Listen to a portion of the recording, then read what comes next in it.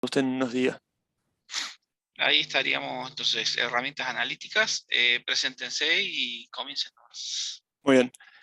Hola, mi nombre es Tomás Esciolaza y con Santiago Herrera, Lucas Picone, Juan Pablo Sen y Delfina Lizarralde les vamos a contar un poco acerca de las herramientas analíticas, las relaciones, patrones, tendencias y minería de datos. Para comenzar, vamos a ponernos, para comenzar vamos a poner un poco en contexto. Durante los últimos años, las empresas vienen utilizando sus bases de datos para llegar al registro de las transacciones más básicas, como pueden ser los pagos a proveedores, procesar pedidos o el registro de los clientes. De todas formas, se dieron cuenta que esta información es útil para el día a día, pero para proyectar y para eh, intentar conseguir los objetivos organizacionales, es mejor ver un espectro más amplio de la información. Eh, para esto, y con las herramientas que se pueden obtener hoy en día, se empezaron a recolectar otros tipos de información, como pueden ser los correos electrónicos, las redes sociales, los sistemas de e-commerce, sensores y los tráficos web, entre otros, eh, que con todo este conjunto de información se pueden generar predicciones, estimaciones, se pueden detectar patrones, entre otras cosas. Y a todo este conjunto de la información, todo lo que es lo nuevo y lo viejo que se hace en las transacciones, se lo conoce como Big Data. Eh, y para poder manejar esta información, un DBMS común no podría manejarlo debido a los grandes volúmenes. Por eso se generaron distintas tecnologías a las cuales las distintas industrias tienen que invertir para poder manejar bien esta información. Por eso vamos a comenzar hablando de OLAP. OLAP, o procesamiento analítico en línea, es una herramienta muy utilizada en la ingeniería de negocios, cuyo principal objetivo es agilizar la consulta de grandes cantidades de datos para generar estadísticas y reportes. A diferencia de OLTP, que es el sistema de transacciones, OLAP recopila toda la información de OLTP y lo que hace es disponibilizarla para hacer consultas veloces. Entonces, de esta manera se pueden obtener los datos y analizarlos mucho más rápido y en grandes cantidades, a diferencia de OLTP, que la principal función de OLTP es registrar, modificar y eliminar las transacciones. Bueno, en la base de cualquier sistema analítico de procesamiento en línea o sistema OLAP se encuentra el concepto de cubo OLAP, que también es llamado cubo multidimensional o hipercubo.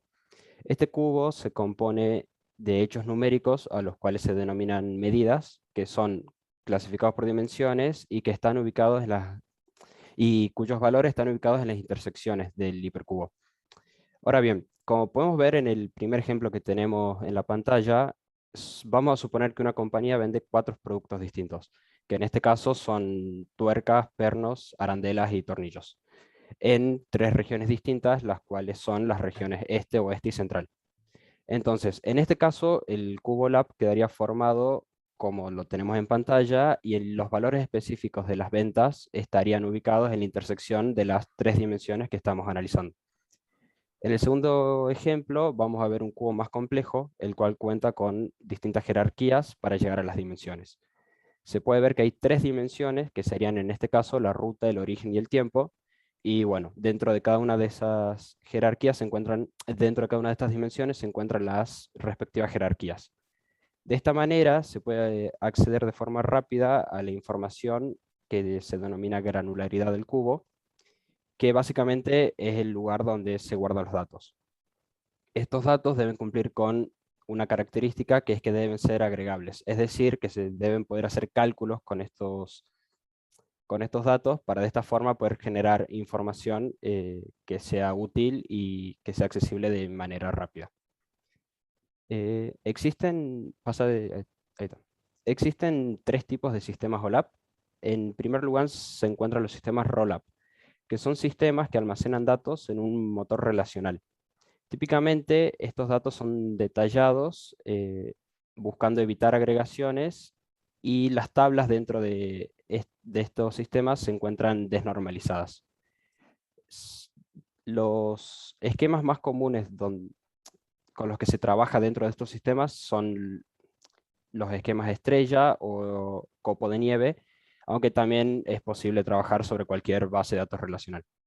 La arquitectura de estos sistemas está compuesta por un servidor de banco de datos relacional y el Motorlab se encuentra en un servidor dedicado.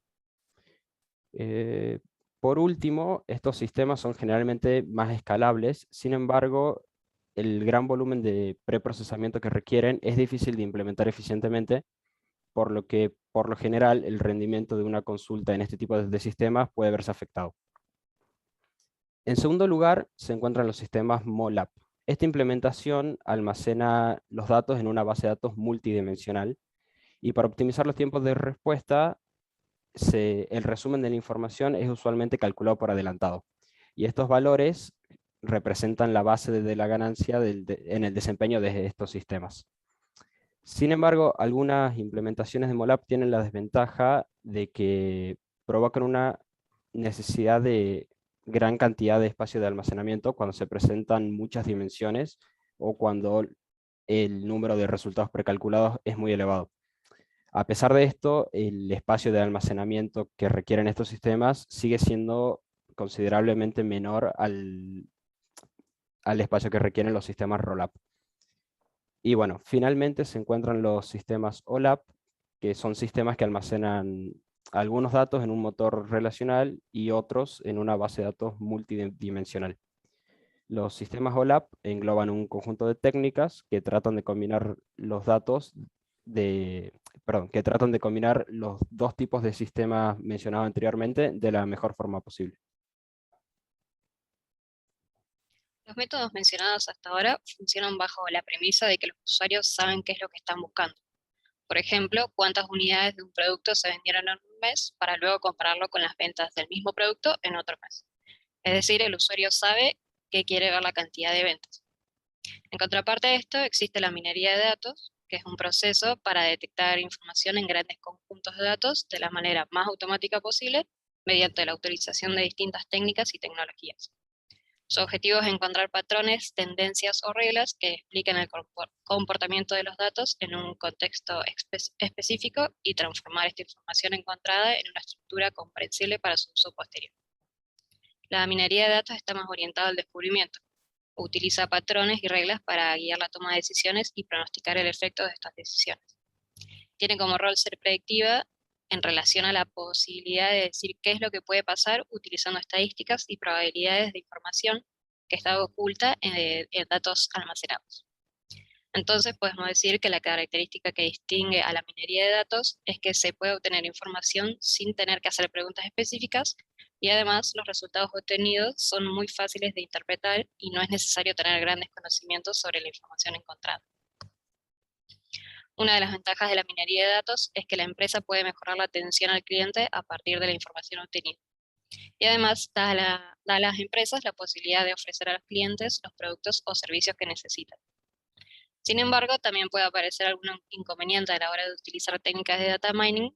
Por ejemplo, dependiendo del tipo de datos que se quieren recopilar, nos puede llevar mucho trabajo o a veces la inversión inicial para obtener las tecnologías necesarias puede tener un coste elevado. Bien, ahora voy a describir los tipos de información que se pueden obtener a partir de la minería de datos, que estos son asociaciones, secuencias, clasificaciones, agrupamientos y pronósticos.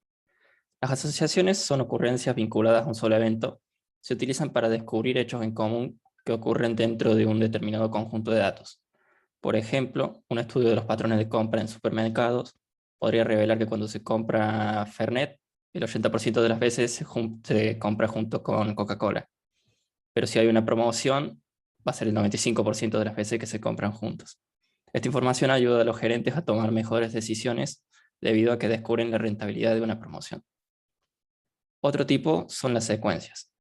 En estas los eventos se vinculan por medio del transcurso del tiempo. Por ejemplo, podemos descubrir que si se compra una casa, el 65% de las veces se va a comprar una heladera nueva dentro de las primeras 2 semanas y el 45% de las veces se comprará un horno nuevo dentro del mes posterior a la compra de una casa.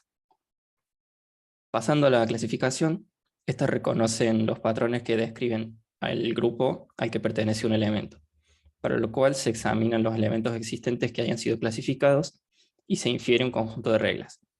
Por ejemplo, las empresas como las tarjetas de crédito o las telefónicas se preocupan por la pérdida de sus clientes.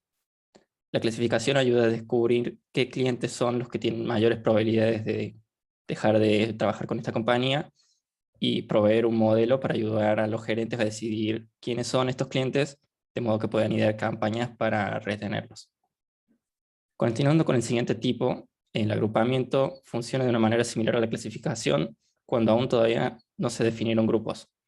Una herramienta de minería de datos puede descubrir distintas agrupaciones dentro de los datos, como el hecho de encontrar grupos de afinidad para tarjetas bancarias o proporcionar una base de datos en grupos de clientes con base en la ubicación geográfica y los tipos de inversiones personales. Por último, aunque todas estas aplicaciones anteriores implican predicciones, el pronóstico las utiliza de una manera distinta.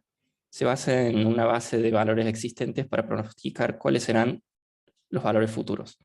Por ejemplo, el pronóstico podría encontrar patrones en los datos para ayudar a gerentes a estimar el valor futuro de algunas variables, como las cifras de ventas. Pasa ahí, sí, Juan. Bien, hoy en día cuando hablamos de fuentes de datos no estructurados, pensamos en archivos de texto como correos electrónicos, transacciones de call centers, algunas respuestas de encuestas telefónicas o encuestas vía mail. eh, y sabemos que esta información representa el 80% de la información útil para una organización. Bien, estos archivos son valiosos para encontrar patrones o tendencias que pueden ayudar a la organización a tomar mejores decisiones. Bien, eh, acá es donde entra en juego la minería de texto y la minería web.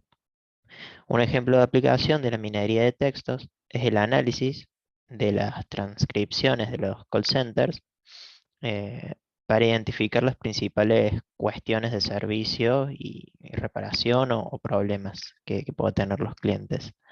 O también para medir el nivel de satisfacción de los mismos.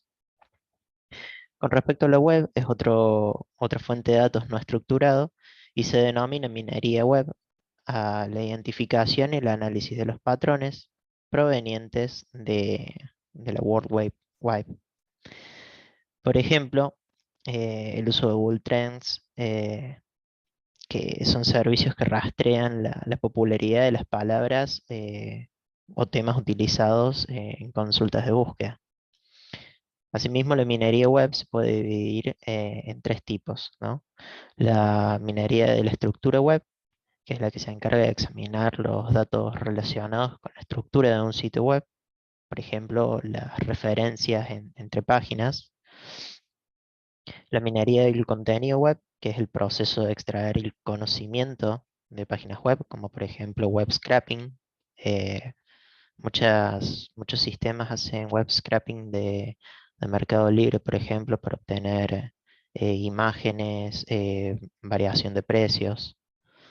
Eh, y también está la minería del uso web, ¿no? Que examina eh, los datos de la interacción con los usuarios. Por ejemplo, podría ser Google Analytics, que lleva un traqueo de la interacción de los usuarios en los sitios web, como tiempo de permanencia, cantidad de clics, entre otros. Muy bien, esa fue nuestra presentación. Ahora para finalizar tenemos un Kahoot que ahora pongo en pantalla. Dale, sí, ponelo nomás y así que aprovechen este momento, así Ahí participan va. todos. No sé si quedó alguna duda por ahora antes de hacer esto. Supongo que de los 93 por lo menos 80 y pico estarán participando. Y sí, yo esperaría 90. Por lo menos en este momento, ¿no? Bien, arrancamos bien.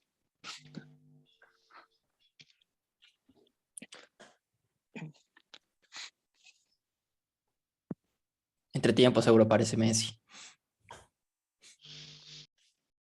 Tienen que aparecer los 11 de la selección acá.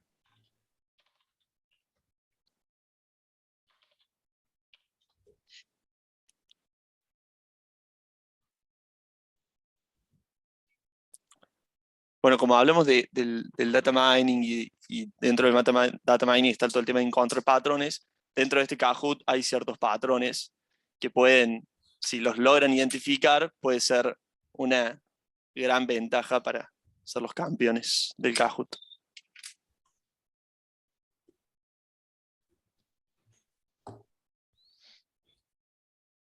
Todas las respuestas son las de la derecha arriba. ¿Por ahí anda el patrón o no? Y fíjate.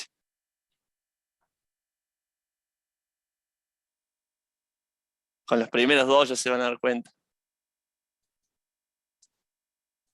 Bueno, llegamos a 60 y lo arrancamos. O 59. O 58. Lo arrancamos ahora.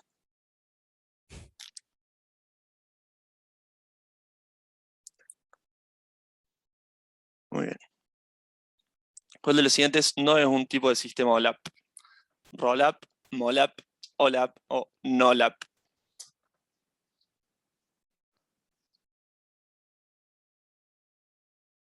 Muy bien. 28 le pego.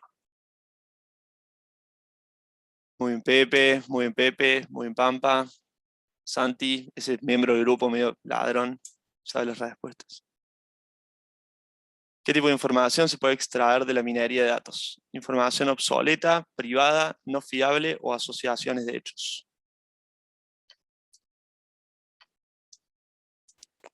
Bien, este era fácil. Hay cálculo y ya se van dando cuenta del patrón. Recuerden que la velocidad hace que ganen más puntos. ¿Qué datos nuevos se incorporan con el Big Data? Mails y mensajes de textos, datos de sensores, redes sociales o todas son correctas. Muy bien, todas son correctas. Pepe viene puntero. Esto es un verdadero y falso. La minería de datos y OLAP son lo mismo.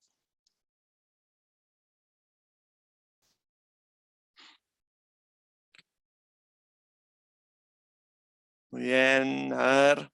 Bien, la mayoría acertó, no son lo mismo.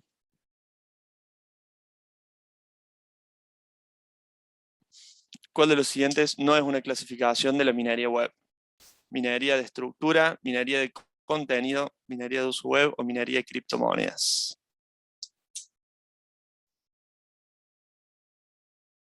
Muy bien. Y ahora la siguiente pregunta. Vale el doble punto, así que preste atención. ¿Cuál es una desventaja de la minería de datos? Gran inversión inicial, gran poder debido a tanta información, buen trato a los clientes, se rompe el pico. Esa A. Claramente se pueden detectar patrones, pero dentro de los patrones puede que den algún resultado que esté mal al final. O sea que las predicciones pueden que sean buenas o pueden que sean malas también. Y la última pregunta. ¿Se vuelve clase para fin de año o no? Esta es más moda de encuesta, esta no tiene puntos.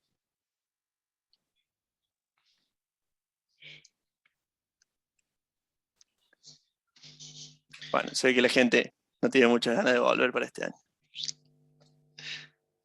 No, no es problema de ser realista, me parece.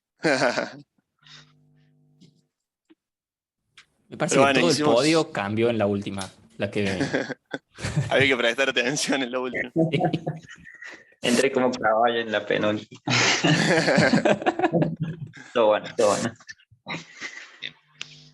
Bueno, No sé si hay alguna pregunta o algo que quieran aportar o de alguien que esté trabajando sobre el tema. Bueno, si no tenemos ninguna pregunta, vamos a detener acá la grabación.